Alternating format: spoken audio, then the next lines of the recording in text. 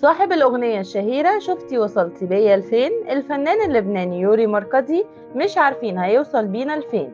اختفى كتير بس رجع علشان يقلب الدنيا بتصريحات صدمة أول مرة يقولها.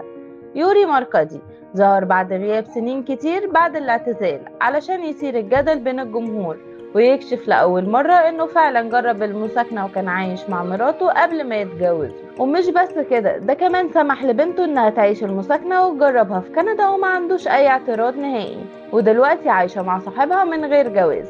وكان تبريره ان من حق كل شاب وبنت انهم ياخدوا الخبرة قبل الجواز. تعالوا نفصص الموضوع ونقول لكم كل تصريحاته اللي قلبة السوشيال ميديا من امبارح.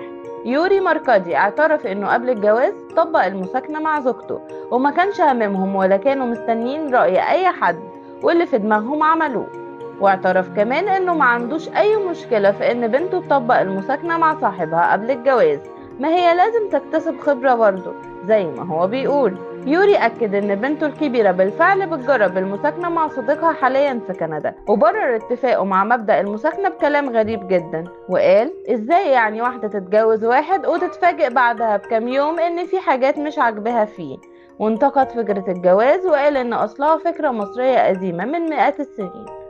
والمفاجأة إنه لما اتسأل عن الدين وإن المساكنة حرام، رد وقال إن عمر الدين ما قرب الناس من ربنا. والمفاجأة بقى إن زوجة الفنان يوري مركزي اللي هي الناشطة ألفت منذر موافقة في كل عاداته ومعتقداته وطقوسه، واللي وافقت إنها تعيش معاه المساكنة كأنهم زوج وزوجة بالظبط، بس كل ده قبل الجواز.